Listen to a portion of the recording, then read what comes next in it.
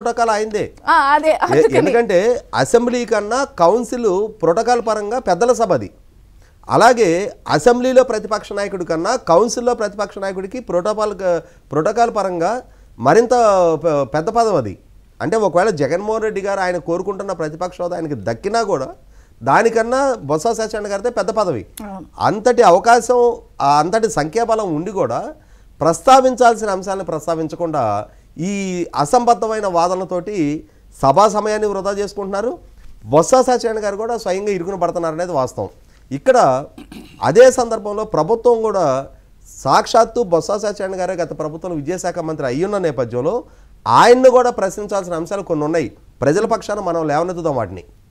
ఈరోజు మనకి ఆంధ్రజ్యోతి పేపర్లో వచ్చిన ప్రధాన వార్త, బొత్స సత్యనారాయణ గారు విద్యాశాఖ మంత్రిగా కొనసాగిన రోజుల్లో పిల్లలకి పంపిణీ చేసిన స్కూల్ పిల్లలకి పంపిణీ చేసిన జగనన్న విద్యా కానుక అని చెప్పని ఆయన ద్వారా అమలు చేయబడిన కిట్ల పంపిణీలో కూడా గత 5 సంవత్సరాలతో పోల్చి చూసుకున్నప్పుడు ఇప్పుడు ఈ ప్రభుత్వం ద్వారా జరిగిన కొనుగోళ్లలో 9.44% సుమారుగా 66,79,00,000 రూపాయలు తక్కువ ధరకి కొటేషన్ ఇవ్వడం జరిగింది.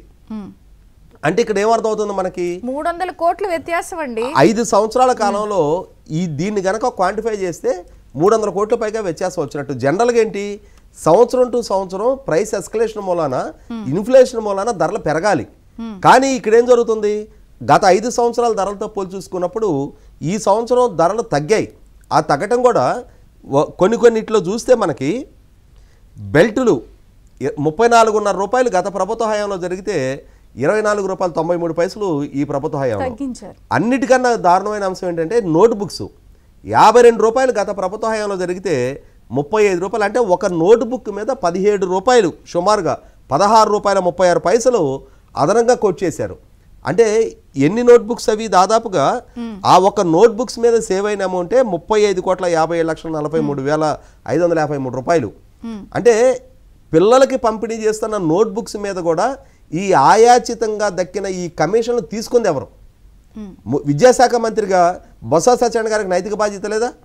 ఇవాళ బొత్స సత్యనారాయణ గారు విద్యాశాఖ మంత్రిగా కొనసాగుతున్న సందర్భంలోనే రాష్ట్ర చరిత్రలోనే first time in the history of state 2 లక్షల మంది పిల్లలు 10th క్లాస్ ఫెయిల్ అయ్యారండి.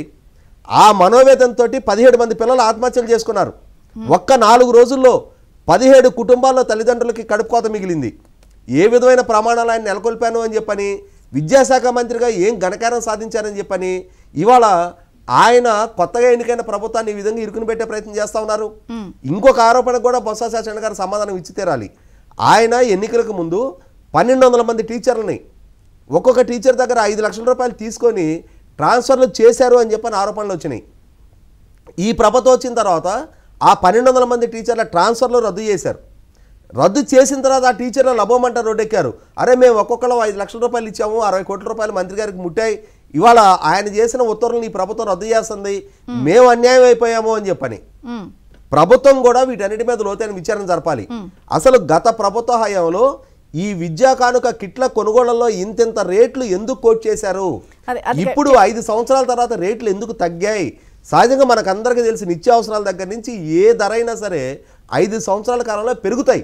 అట్లాంటిది తగ్గుతుంది అని అంటే ఎంత అధికంగా ఆ రోజు కమిషన్లు దండుకున్నారనేది స్పష్టమవుతా ఉంది. 100కి 100 పాళ్ళు బొత్స సత్యనారాయణ గారు సభకు వివరణ ఇవ్వాలి, ప్రజలకు వివరణ ఇవ్వాలి. ఆ ప్రభుత్వ హయాంలో జరిగిన ప్రతి నిర్వాకానికి కూడా ఇవాళ తప్పనిసరిగా వివరణ రాబట్టాల్సిన బాధ్యత కూడా ఈ ప్రభుత్వం మీద ఉంది. టీడీపీ నుంచి కంచెల విజయభాస్కర్ గారు.